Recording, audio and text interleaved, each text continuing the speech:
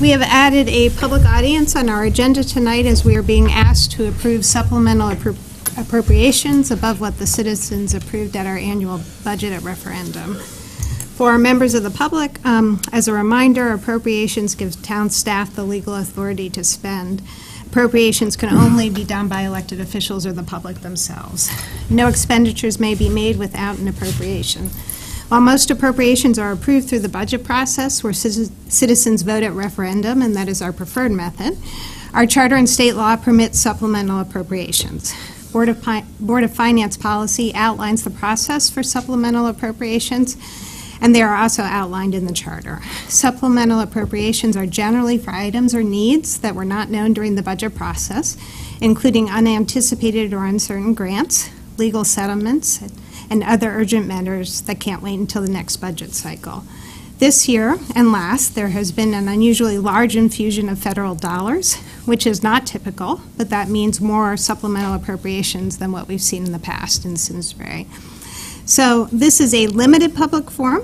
Our board follows the town's anti-harassment policy and Robert's Rules of Order, so personal attacks are not permitted. As is our practice, we invite members of the public to speak for up to 3 minutes on agenda items or finance matters. And I see we have two guests, and I'll ask if either of them would like to speak. Joan, if you could just come up. Thanks.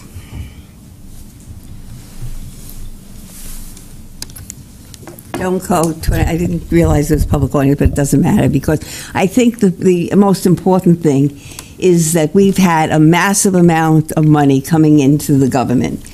And we have to be mindful of the fact that free money is not free.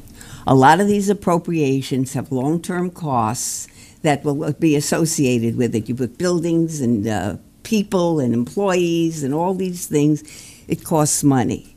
And every time you spend money, it also, there's a lot of other costs associated with it. So I think everybody who comes in with an appropriation should give you the long-term costs and the continuing costs, which nobody ever does. They're building a building, great. They're building this, they're doing this. This is not something they all are good. Everybody brings something that's wonderful. But what is the cost analysis? We have to know long-term costs before you appropriate anything. The economy, as you know, is leaning toward a recession. Rents are high. Everybody is suffering. The gas prices are exorbitant. Everything you touch is costing money. People are not going to have discretionary income. The cost of doing business is expensive. People, you build a building, it's not what you appropriated. You're going to have additional costs. All of this you should be mindful of, and you should be aware that sometimes times are good, but it's your job when times are not good, and they're coming. There's going to be a recession, there's going to be a downturn, there's going to be a lot of serious monetary issues in the long run, and this is what you have to be mindful of. It's your job, and it's your job to say no when the long-term costs will be more than the people can bear. We have to give you the money, and you have to be judicious with the money. And that is your job, and saying no to people is also part of your job. So they may not like you, they may not care, but it's your job to make sure that you keep the purse strings tight. And that's all I have to say. Thank you. Thank you, Joan. Dr. Rinaldi? No. Okay. So seeing no one else for public audience? I said everything. We'll move on to the Finance Director's report. And we have Amy Merriweather with us tonight. So the grants and donations, just one additional donation since the July 11th meeting with the Board of Selectmen. There for your review. Under the property appraiser position update for the assessor's office, just a quick update here. We did hold interviews on July 11th for this position, but unfortunately there was no preferred candidate that was identified. There are 2 additional candidates I believe that they're currently reaching out to interview. So there are still people applying. There's still interested candidates that we are looking at. But as of right now, we are going to repost the position and look for some additional candidates. In the event that we do not hire a property appraiser position in a timely manner, we are under contract with our reval company to do the additional inspections related to the backlog. It's already part of the contract, so we just have to let them know when we want them to do those inspections. So that's already set up and ready to go. Under the pension fund experience study update, the last CSA union contract for our A&P staff was filed at their meeting on July 11th. Staff is now in the process of updating all of our census information, which has to be sent over to Milliman. Milliman goes through the censuses. Sorry. Thank you.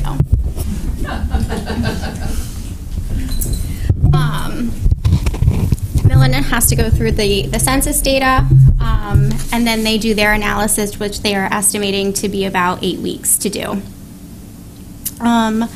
Under the American Rescue Planning Act funding, as you know, or as we were told several times during the budget process, we were anticipated to receive our second tranche of money in June of 2022.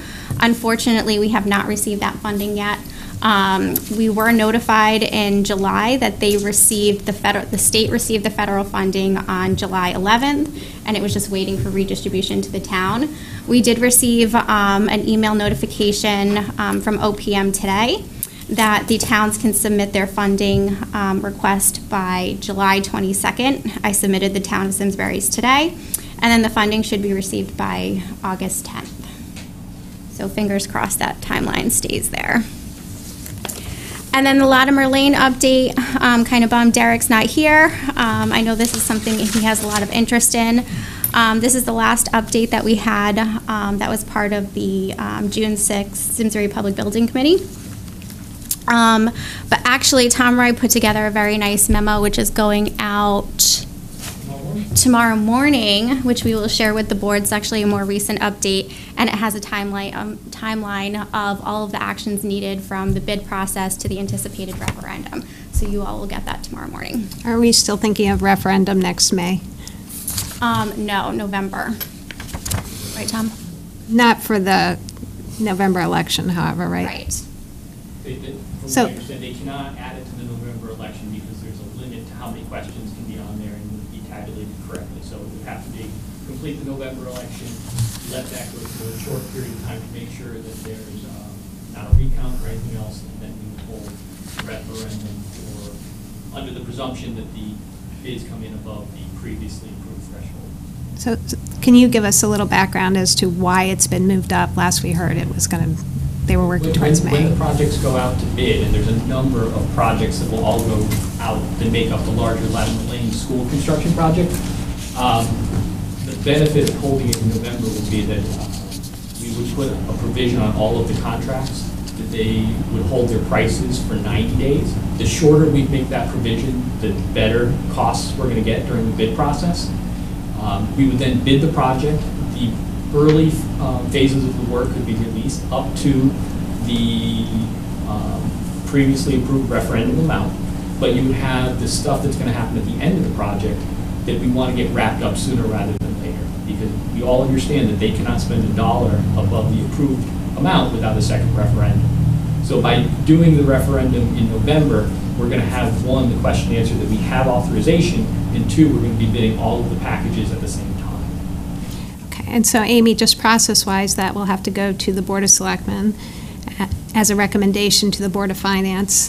Then we Yes. schedule a public hearing. It'll actually go to the Board of Education first to change the scope of Right. the project, and then it'll go to the Board of Selectmen, and then it'll go down to the Board of Finance. And then a public hearing, and then referendum.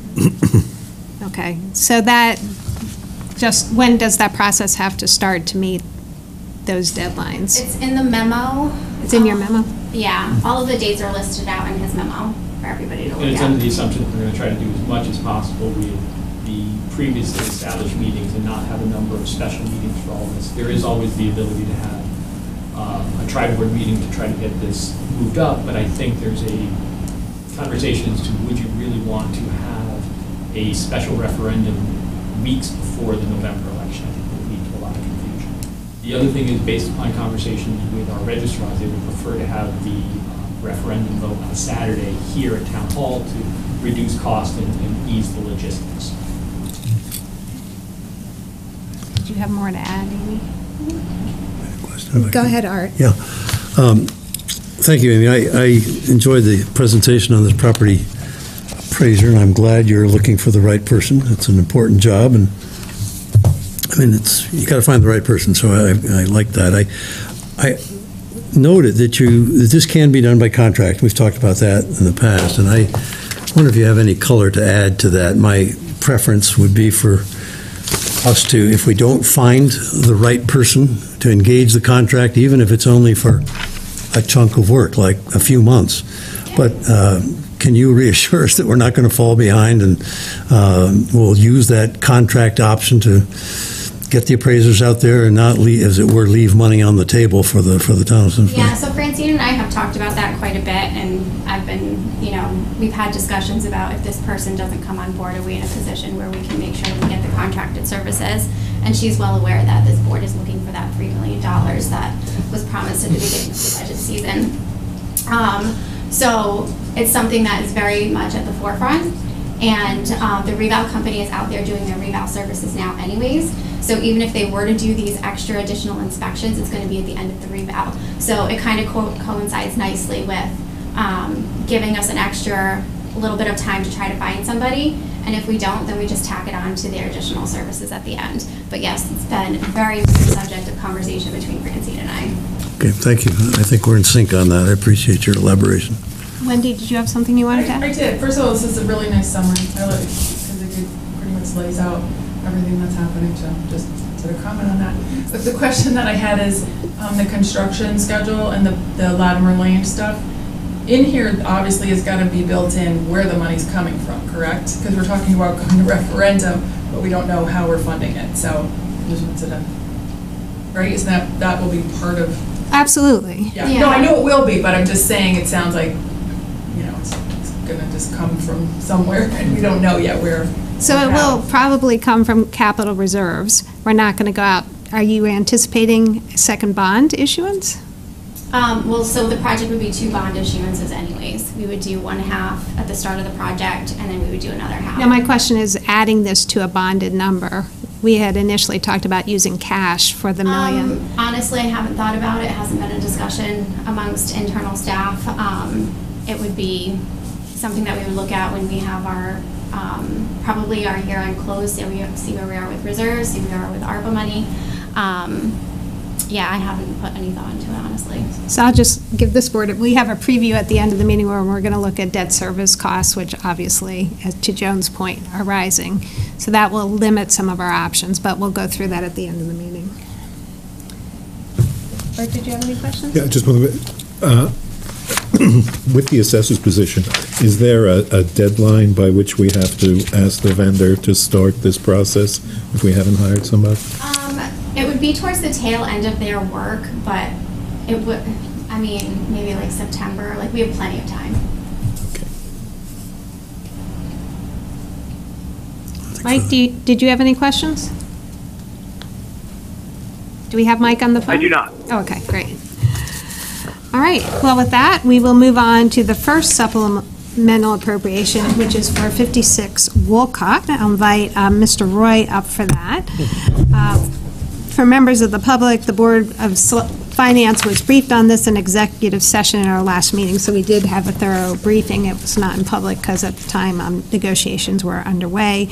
The Board of Finance is being asked to approve the purchase of 56 Wolcott Road in the amount of $175,000 as a supplemental appropriation, as this was not budgeted during the annual budget.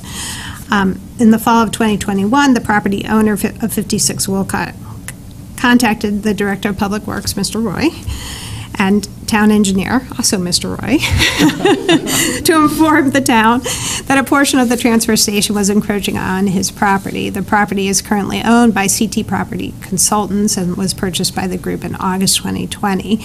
The property is assessed at $132,040, reflecting an appraised value of $188,629, and the cost of relocating the town's property that is encroaching would be more than purchasing the property at this point.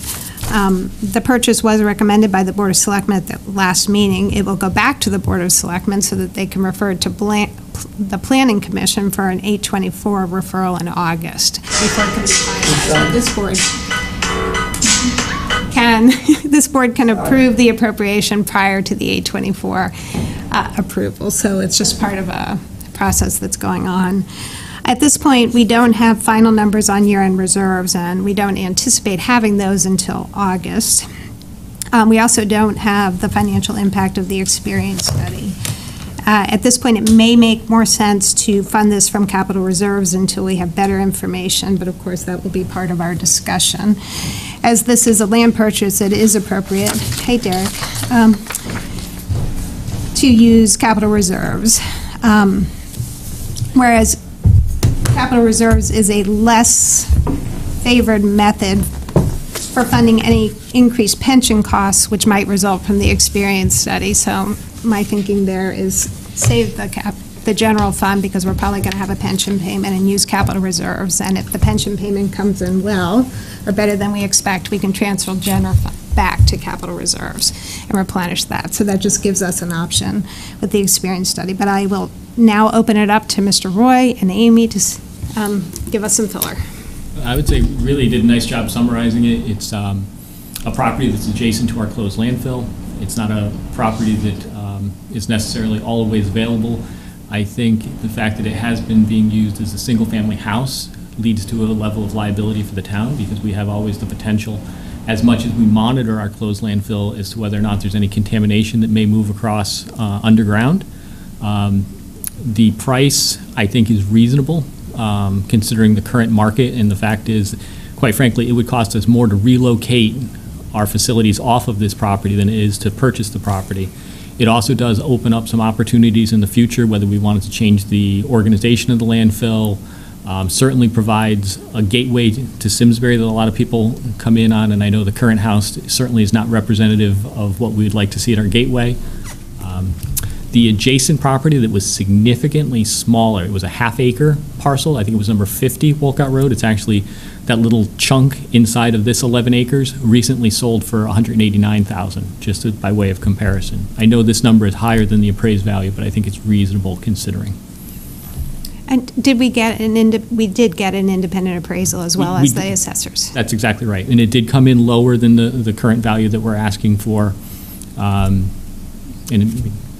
But the assessors appraised or valued the market value of the property recently, and That's that correct. came in at 185. Is that right, Amy? Sounds Did I have that wrong? That sounds high. It was an assessed value at 132.40, reflecting an appraised value of 188.629. Is that incorrect? Mm-hmm. Okay. But I think the key point, Tom, that you're making is you had estimated the cost to move the encroached property at over $250. That's exactly right. So even with the cost of, there's going to be an additional cost coming to us for an appropriation at year-end close for $40,000 for the destruction of the property. So we can anticipate that. What is the thinking of not just asking for it all at once? I think it was in two tranches. I don't know if you'd have any. The other thing, quite honestly, I mean, we have some flexibility on when we would decide to take down the house. The biggest issue in taking it down is the fact that it's, once we own the property, it's an abandoned house, has a level of liability to it. We can go in, we can do a thorough inspection, decide when we want to knock it down, whether we, certainly would prefer So not to. asking for the money before you know when you're going to take the action. Is that the thinking? Yeah, Okay. and the $40,000 is a conservative number, and that's based upon our belief that it has some level of asbestos, as all houses do, and that we would need to do proper remediation. So There was a time not long ago when we had a house like this, we would call up our friends down the street from the fire department, and it would be gone the following Saturday. Not that easy anymore. I remember those days. So, Tom, you believe the number to be good at 40,000? Yes. And that includes the removal of the home from the property once it's demolished? That's correct. And, okay, does it include any security fencing in the meantime prior to us taking it down? No. As soon as we would have the closing, we would obviously go through, make sure that the doors are locked, windows are shut, and as crude as it may be, if we didn't feel comfortable with the existing door locks and things, we would literally just bolt them shut. Okay. Very functional at the point that if our decision is to knock the property down. Okay. We would take at least a cursory look to say, is the framing of the house good, and is it worth doing, if the value was $10,000, to put a facelift on it and potentially see about using it for something else. We'd at least investigate that, but our current belief right now is that we would be looking to knock it down. And I don't want to take this discussion in the wrong direction, but has there been investigative testing environmentally on the actual property? We have not done any investigative testing on the property. We test the perimeter of the landfill regularly, Okay. but we have not gone on this property to test. Part of the thought being is if there was anything there, it would be ours, just by the proximity to our facility. And so right, yeah. So because you'd be the primary source, regardless of whether, because there's still a home inside that little box that we own, and therefore, if it leached on, we're not protected by this property. It's all coming from the town anyway. So. Exactly right. And we own the property across the street as well. So. Yeah. Thank you. Art? Well, no, this is an odd situation, ad hoc, not part of the budget, but it makes sense. I think it's the right solution. I just wondered, Madam Chair, how would you word this motion, given your comments when you introduced it as to general fund versus capital reserve and so forth? Is that wording are you still comfortable with it? Well, thank you for asking.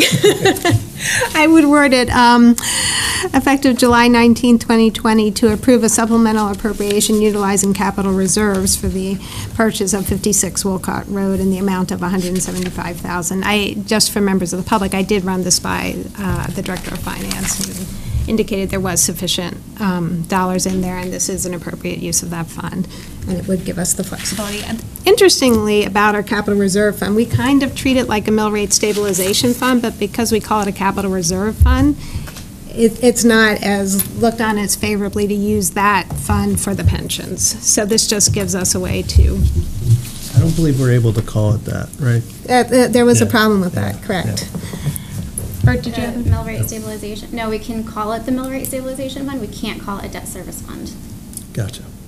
Well, I'm comfortable with that sentiment. Do you have any questions, Bert? Not about this, no. Mike, do you have anything you wanted to ask? Nope, Derek covered what I was curious about. Want a motion? Yes, please. Madam Chair, I move that effective July 19th, 2022, that we approve a supplemental appropriation utilizing capital reserves for the purchase of 56 Walcott Road in the amount of $175,000. Is there a second? So- We'll go with Derek. Any further discussion? No. Just one quick question I had for you, Tom. I assume because we're going to keep it open space for now, there's not going to be any operating costs associated with this purchase other than the destruction of the home. It would be, roadside mowing that we would already be doing in that area. And other than that, it just opens up some opportunities long-term, nothing that we need to do right away. Excellent. Okay. Any other questions? All in favor, please say aye. Aye. Aye. Aye. Please let the record reflect that Mike Doyle did vote in favor of this, so it's a unanimous. Any opposed? I should ask that first before I call it. All right. None opposed and no abstentions. Okay, moving on to supplemental appropriation, the Bloomfield to Terrible multi-use path. Before is a request to approve a supplemental appropriation in the amount of $1,254,200 as it relates to the Bloomfield Terriffill multi-use trail previously approved by this board. There are no increased costs from property taxes or the town, as the town had previously budgeted $275,000 towards this project. With the rest, the supplemental is coming from a lot SIP, which is different than a low SIP grant. The project was initially budgeted at $1.565,200, but subsequent design changes in response to the Connecticut Department of Transportation increased costs to over 2 million, with 550,000 in share contribution from both Simsbury and Bloomfield. After bids came in, the total cost of the project came in at $2,819,400, which includes contingencies and incidentals. The bids were received after referendum, so this is why this project is coming to us. One of the questions we get asked is, why do you need a supplemental appropriation if you're not using town dollars? And that's an interesting question. And the answer is because appropriations are sort of a legal authority to act, and the only people who can give that legal authority are elected boards or the people themselves. So it has to come to us. And in the past, I'm sure Tom remembers when we thought about buying the Aquarian building for $1, the Board of Finance said no at that point because of the operating costs, to Joan's point, did not feel that the town could absorb future operating costs in maintenance and utilities. So sometimes, even though there's no cost to purchase it, the operating costs become a reason to say no. So it's sort of a weird, we're dealing a lot with appropriations because so much money is coming in. We're seeing this from the federal government. This is part of that. We're going to see even more with the next ARPA infusion. So it's just all towns are drinking from a fire hose right now. So that's kind of why we're seeing all these appropriations. I'll open it up to questions from, well, let me start with Tom, and then we'll open it up to questions. Tom. Well, no, thank you. I think this has been a long time in getting this project to the point that we're ready for construction. As Lisa noted, this goes back to 2018, and this is really going to... Even before then, because we were in negotiations with Phil Shank at that point. Yeah. And again, and it comes down to, this is a very difficult section of trail to build because we are going along the state roadway along a rock cut. And so as we started to go through design, the cost estimate rose rapidly as the DOT said, well, have you looked at the rock face? We need to have experts look at the rock face. We're going to have to do work to make sure there's very little, minimus risk that any rock could fall off and strike somebody. We went back and forth for well over a year. The original design had a solid guardrail between the travel lane and the bike path. DOT at their district would not allow that. From me, at my end, I got involved a little bit to say, you know, it wouldn't be acceptable for us to have children and family riding bikes where cars, and we know anybody who's traveled through that way, are 50, 60 miles an hour. So through a long course of negotiations, they're actually DOT is going to narrow their roadway as part of this project, and that's where this money's going. We're going to have to install new storm drainage for them in order to do that, but that's going to give us a 10 to 12-foot buffer, vegetated buffer, to, again, allow the separation of the trail from the cars. This is also a section of trail that's important for any bike commuters that want to go from Terriffill into Hartford. This is really currently a limited access highway where cyclists truly don't belong there. And sadly, just a couple of years ago, on the other side, on the Bloomfield side, a cyclist was struck and killed by a car. So as much as this is a very expensive project, as Lisa said, all of these funds for constructions are coming out of that LOTSIP grant, which is intended just for this very purpose, and I think it's going to be an important connector for both Bloomfield and Simsbury. And the LOTSIP grant was given us through CROG, which is our regional coordinating agency, so this is actually part of a regional vision. So it's bigger than just Bloomfield and Simsbury. Correct. Questions? It looks like the LOTSIP grant actually increased its funding based on the increased cost. So That's exactly right. We didn't actually incur any additional costs with related. None whatsoever. And then, so is it fair to assume that if costs go up and there's additional contingencies needed for whatever reason, that the Simsbury would not have to come out of pocket? That would be fair to assume. And also, it's interesting how it works, but as the project costs went up, the contingencies and incidentals are set through that LOTSIP program at 10%. So the contingencies went up and the incidentals went up. So we're going to have full-time construction inspection, which is going to be paid for under the incidentals, which is also going to help protect the town, not just on quality, but to make sure that any items that may be cost-driven are going to be caught early so we can minimize any impact. Great, Tom, thank you. Who was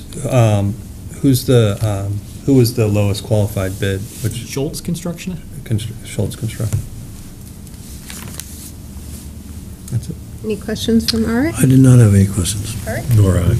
Mike? Do we still have Mike? I don't have any questions. Okay.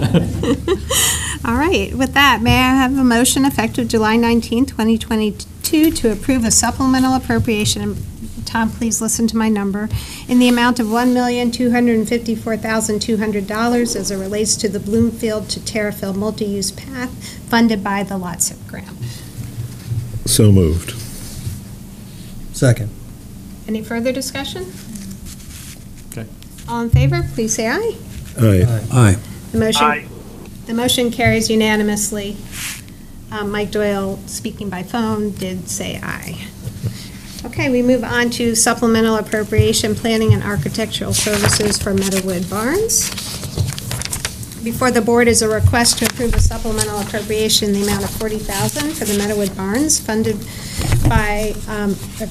from the State Historic Preservation Enhancement Grant, sometimes known as HPIG, and a survey and planning grant. There is no town local match for this expenditure. The funds from these grants will be used to further evaluate the barns, preparation for the Historic Restoration Fund, HRF, grant application, and completion of the design and construction documents. This is for the 5 standing barns along Firetown and Hoskins Road.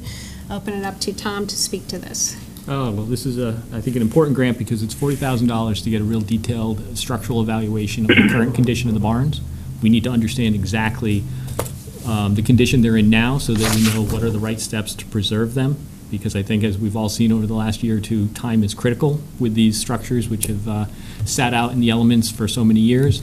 The $40,000 is going to be to do that evaluation, and then the engineering and architecture team is going to put together the grant application, which will then be leveraged for another $200,000 in historic preservation grants, which would be added to $250,000 grant from the SHPO, which is the Good to Great grant, and then there's an $80,000 donor that's contributed to this project as well. So this is really setting us up for better part of $500,000 to restore and preserve these barns. Open it up to questions. With grant funding. Right. When were these barns built? I could guess, but I can tell you, I've been in them. They're very interesting. And part of the interesting thing, and our building official really made a good statement, which is they're really more sheds than barns. These were built as quick and easy structures back when they did this to keep the tobacco so it could dry properly. They're not necessarily the heavy post and beam barns that we would all love to see out there. So that's why they're so susceptible to the fact that the roofs have failed, moisture's getting on the inside, and they're relatively small structural members, and that's why we want to get out there quick. There's also the names of a lot of the workers that have worked there are penciled in on there, and that's part of what SHPO would really like to preserve. So. Is Dr. King's in there? Get my pencil out. I had a question for you. Can you speak to, this is part of the whole Meadowwood project. Why didn't we budget for it at the time of the purchase? And can you talk to us about the timing of why this is coming to us now as opposed to during the budget process? I'll be honest, I had very little involvement in Meadowwood, as much as I'm involved in everything. Meadowwood, Jeff Shea, from an engineering standpoint, was coordinating with Parks and Rec. And I think there was a little bit of a surprise that the barns that had always been up all of a sudden started falling. It was just awful timing. I think it was 2 or 3 weeks after we closed, the first barn had a structural failure and needed to be demolished. So I think there was just, without really going through these, we didn't know what we were buying. I think a little bit to add to that too is the grant applications for this money was only done after the budget was done in April. So that the town became aware of the grant opportunity after the budget process, which is one of our stated reasons for why we approve supplemental appropriations. And again, no property tax impact. This was anticipated as part of the Meadowwood project, so we had already baked in operating costs into this project. Is that correct? That's correct. And the other thing just to note with this is there is a good chance that we're not going to be able to preserve all 5 barns, but by doing this, we're going to pick essentially the best of the bunch and make good decisions on which ones should be preserved, because you can see even when they fell down, you saw the outpouring of people and how they grew up seeing them, and I think it's a big part of Simsbury. So.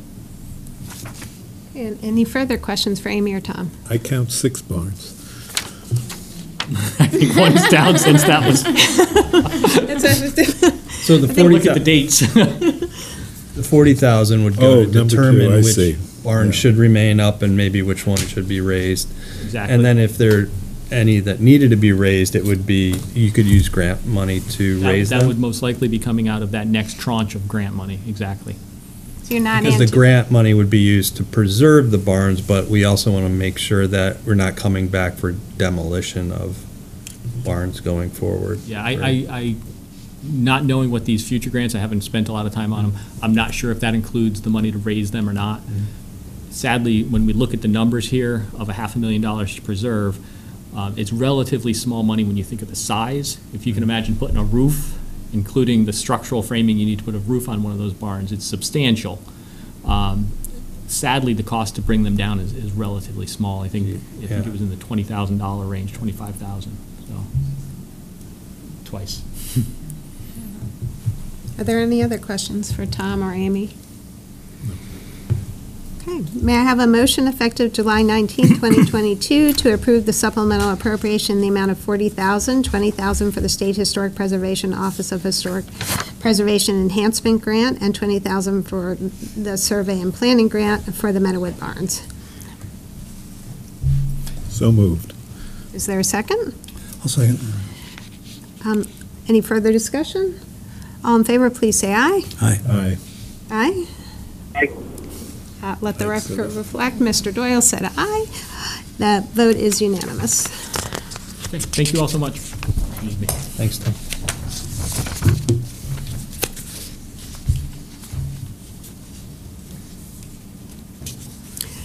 Okay. Next one is a supplemental appropriation, the Kavanaugh claim under Workers' Compensation Act. Before us is a request to approve a supplemental appropriation to fund the settlement agreement regarding Mr. Kavanaugh's claim under the Workers' Compensation Act and related expenses in the amount of $185,000.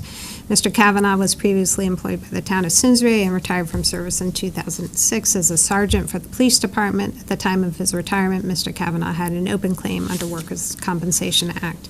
The case was not closed, nor was the reserve for future expenses established. This is part of a claim made under Section 7433C of the Connecticut General Statutes, benefits for policemen or firemen disabled or dead as a result of hypertension or heart disease.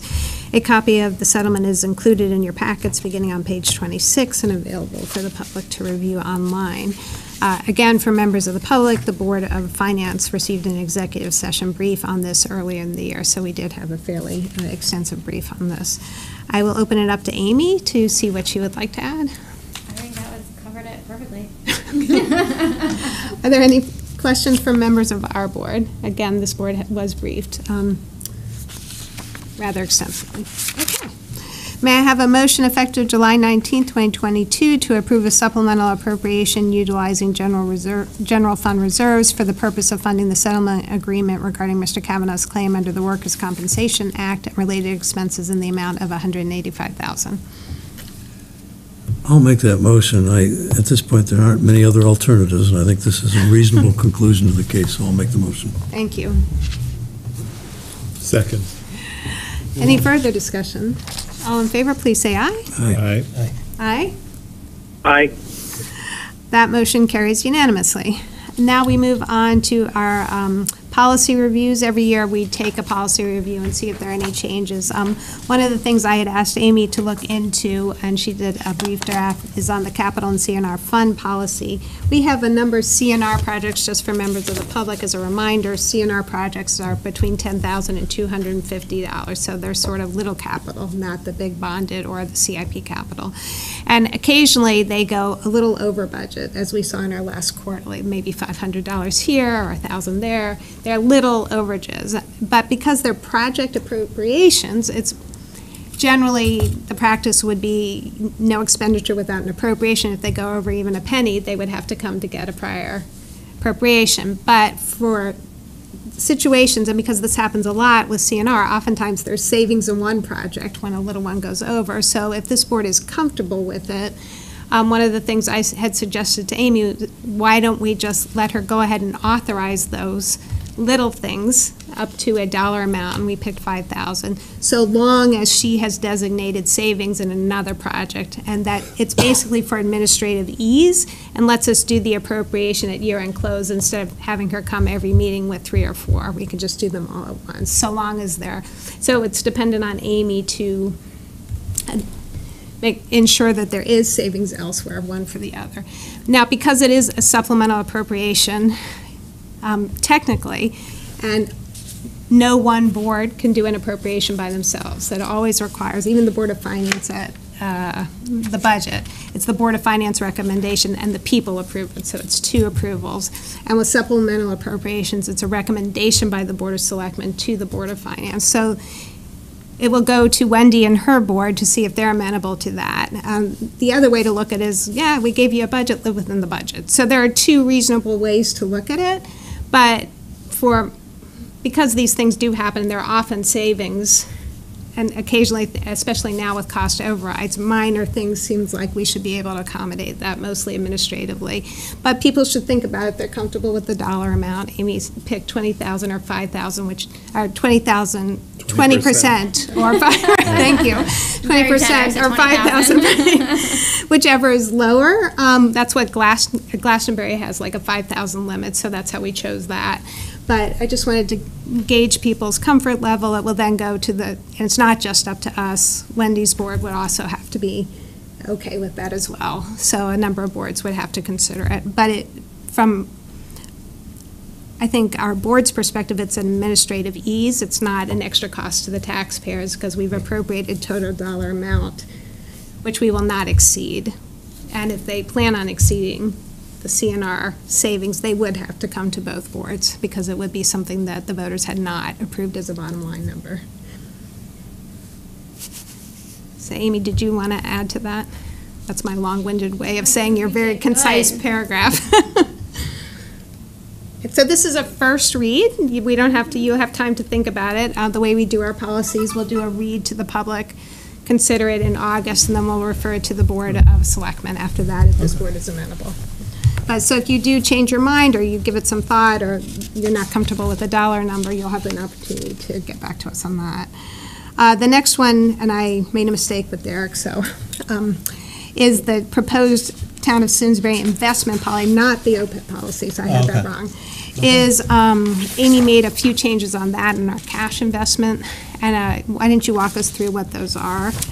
Right, so at the last meeting, this is something that Linda had requested, the language under the scope.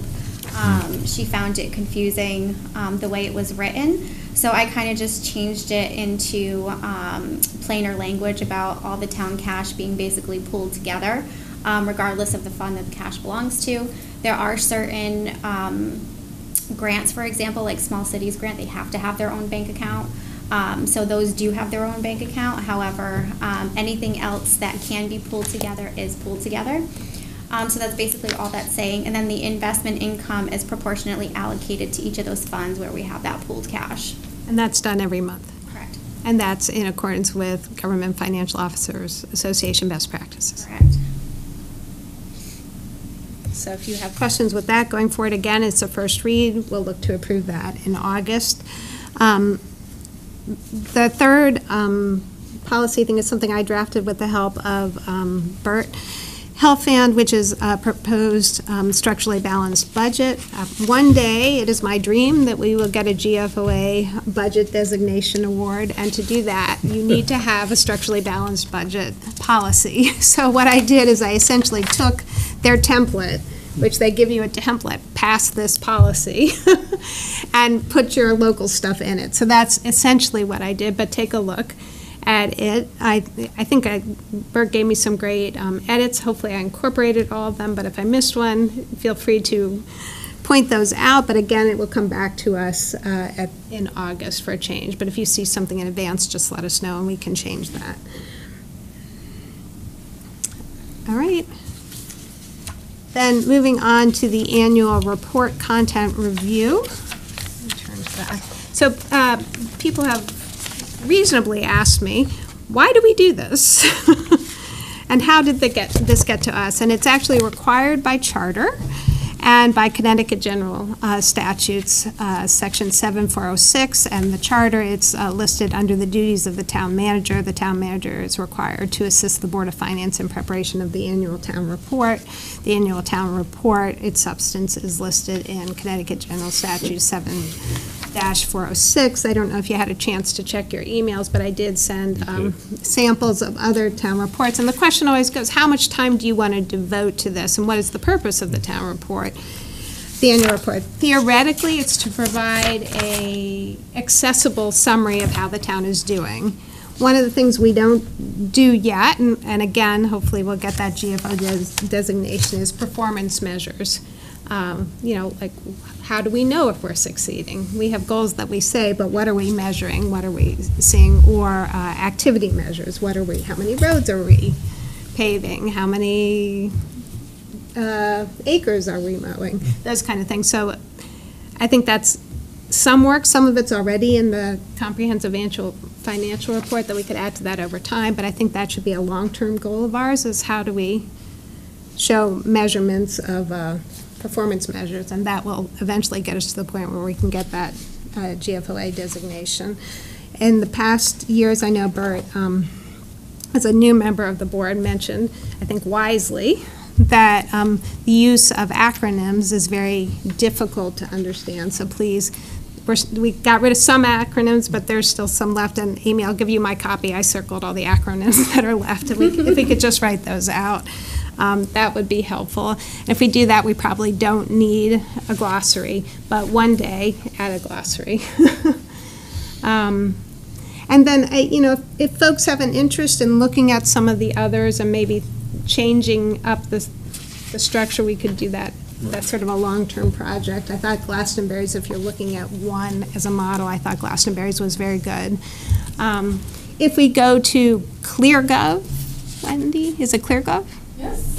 ClearGov, if we switch to that system of budgeting, they actually will help produce the annual report and make it so that I know that's one thing the town is looking at over time.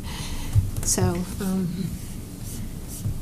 but I wanted to open up and see if had any other questions. The other thing we had asked last year, and I don't know if it's still possible to do that, is to list all town boards and commissions and who was serving on them, just so that we can. I think that's in there. That's just the Board of Selectmen, Board of Finance, and Board of Ed are in there.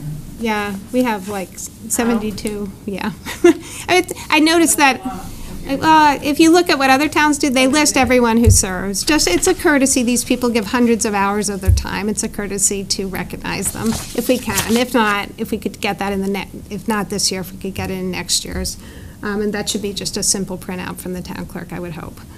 We keep track of who served. But that's the only comments I had at this point, and they're similar to the comments we made last year. So.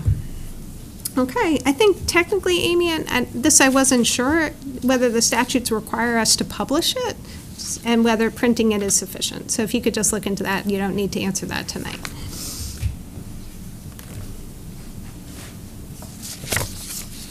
Okay, Mike, did you have anything you wanted to add, or are you good? I am good, thank you. And thank you for sending the email explaining why we were talking about the annual report. That was helpful. You're welcome. Yeah, because it is a strange, people ask us all the time. Well, no, they don't, but if occasionally someone asks us, I should say. I remember asking. I did send in advance some minor changes to the minutes, but I didn't know if that Amy has already incorporated, and you've been given copies, but are there any other changes to the minutes? Okay, so I would just have request a motion to approve the minutes of June 21st with Ms. Hebner's edits. So moved. Second. Any further discussion? All in favor, please say aye. Aye. That motion carries. Aye. Now we're going to go on to sort of the interesting part of the meeting.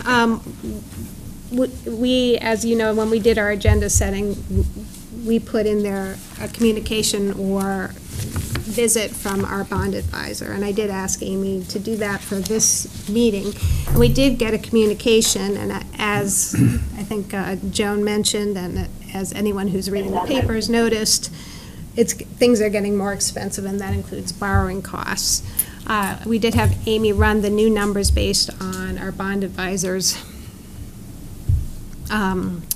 information he gave us, and we're looking at increased costs, which will put us over the 8% potentially, and add $300,000 in costs to the budget in this next budget cycle. So if you could pull that up, we'll take a look at that, see what we can do. Another reason not to deplete general reserves, because we may need that. So this graph is just based on what we did during the budget cycle. And then if I just update, you can see on page 70 that Barry had included a recently AAA bond rated community and the interest rate, the true interest cost of what that community will be paying. So here you'll see that for the fiscal year 23 issuance, we estimated about 3%, the same thing for the first Latimer issuance. And then down here, we increased for additional issuances at the 3.5%. So all the issuances from Latimer issuance number 2 and on were good because we're higher than the anticipated interest rate. But for the fiscal year 23 issuance and the fiscal year, the Latimer Lane issuance, the first issuance, we have the 3%. So if you look at the graph here, you'll see that when we did budget, we were right under that 8% line. So if I go in and I change these to 3.5% and 3.5%, you'll see it raises that blue box just a smidge above that 8% line if we were to do additional bonding. So that blue, that's blue, right? Mm-hmm. Okay, so that blue issuance is the ghost of things to come. We have not actually approved that yet. Right. So that means that is within our control. It means that we may have to eliminate some bonded projects for fiscal year 25 or prior to that to get that lower. So that's one thing to keep in mind. Or use ARPA funding, thank you. Yeah, so, but one thing, can you go back to what our debt service is anticipated to be in the next budget cycle? Sure, so the fiscal year 24.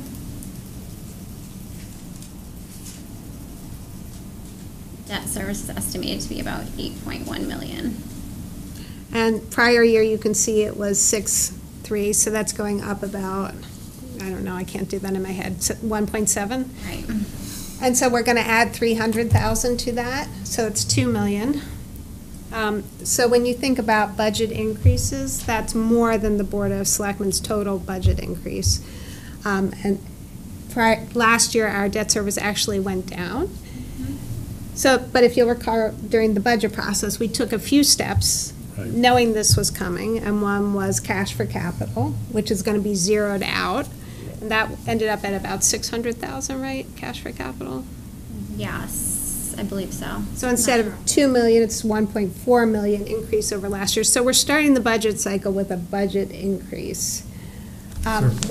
We don't know what's going to happen with the reval, and we don't know whether we're going to be able to capture the 3 million.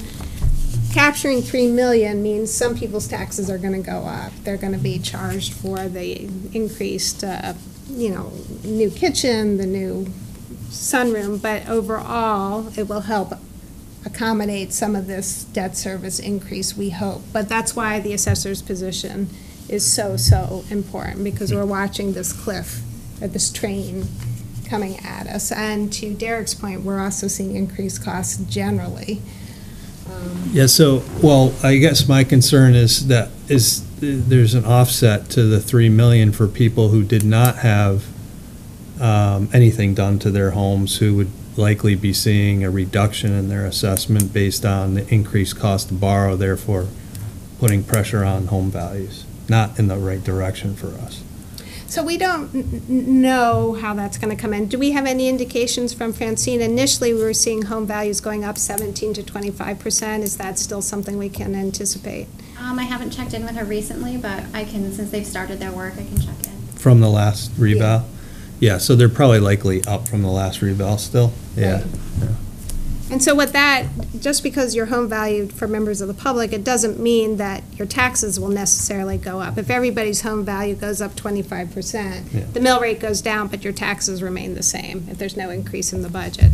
So it's one of the plays. It's going to be very hard to communicate the tax impact because of the reval. So Amy's going to get really creative and see how she can communicate that in a way that the public and this board can understand. Yes, I will. It's a bit, but we do know that we're looking at this high-speed train coming at us, $2 million that we didn't have last year.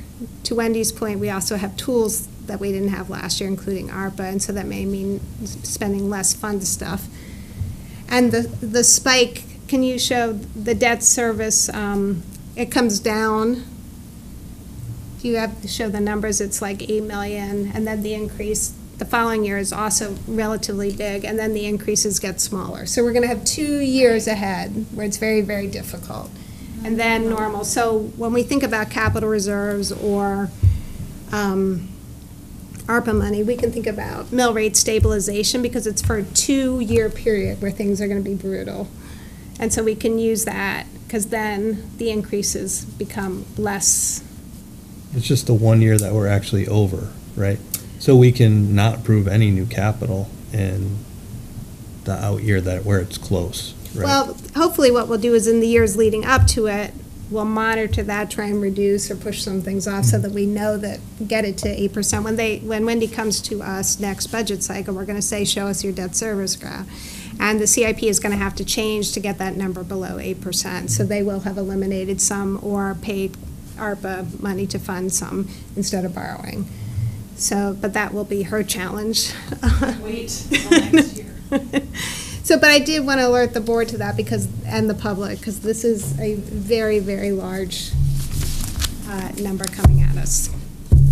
It's higher than often the Board of Ed's increase, the Board of Selectmen's increase individually. And I don't think we've ever seen this big increase in debt service ever, but we knew that when we approved Latimer to meet the need, and the voters chose to do that. All right, so, one last thing, I'll just give a quick update. I did meet with the auditors as part of the audit process, and one of the things they mentioned is that a lot of Board of Finances are going a little bit deeper into risk analysis, and including cyber, and just to let the board know, we have our cyber update next meeting, and so we're ahead of the curve on that, so I was happy to see that. And then Amy is working on fraud risk evaluation, is planned for next year's budget cycle, so we will get further information on that. And also she is working on the finance procedural manual, which is looking at cash policies, how do we handle cash. So all the steps that the auditor asked are well underway and in hand, and we'll be getting updates, but it will probably not till January, the first update, and then a year after that, after the cyber update, but those are coming. All right, is there anything else for the good of the order? Is that the last agenda item? Did I miss anything, Amy? Yeah. I just want to say that was not too bad. Yeah. I just had one question, maybe because I had mentioned it in the notes, well, I mentioned it in the meeting last time, that maybe we could either have just a brief summary of where Latimer's costs are coming in, or an update on Latimer from someone from the building department. That might be helpful. So I think we touched on that right before you got here. Oh, okay. So it was in the finance director's report. There's also a memo going out tomorrow to the public building committee. That is commission that's coming to all of the boards, Board of Selectmen, Board of Ed, and Board of Finance, that lists out the timeline for the referendum. And it also gives you the timeline of when we're going out to bid, how long it's going to take to analyze the bid results, and at what point we'll know where we stand. And then at that point, they'll be able to come out and explain what the bid results are, where we stand, what scope changes they anticipate making, if they have to make any, are they going to go with geothermal, or are they not, things of that nature. So yes, it is in the work, it's in the pipeline for you. Awesome. Derek, just, I know, because you have an interest in this, they did mention that they anticipate doing a referendum in November, not during the presidential election, but after the presidential election, so they Okay. can, so it's a little bit earlier in the cycle than we had anticipated earlier. And we'll go, So there's no way that we could do the referendum at the same time? no. So we can't do it at Yeah, the it's same not- time as the presidential. I mean, we can't Well, do it in November. Congressional, but, yeah. right. Yeah. But Tom Wright was explaining that if we lock in the bid results, we'd have to go to referendum, and we can lock in the bid results. That way we don't have the cost inflation if we wait any longer than November, which would be the reason to go to referendum sooner. I'm saying at the same time as the regular vote in We November. cannot, because we don't have enough machines, and you can only put a certain amount of questions on Oh, a congressional. Number of questions. Yeah. So it's going to be an increased cost, and we're going to have less turnout. Yes. Okay. Yes. Yeah. Yes. That's exactly right. But it will go through multiple hearing process. It'll be at the Board of Ed, then the Board of Selectmen, then it'll come to us, and it'll have to go through a hearing. So there will be multiple opportunities for the public to give input on that. Okay. And you hope you lock in a lower rate by incurring those costs, is what you hope. Yeah. Is there anything? Thank you. Any other additions? I have nothing. Okay, I'll take a motion to adjourn. Second. Oh, we need a first. Was that That Bert? was a cough. Yes. We're going to go with But, Bert. I was subtly moving to adjourn. So Bert moved, Derek seconded. All in favor, please say aye. Aye. Aye. The motion carries. Thank you, everyone.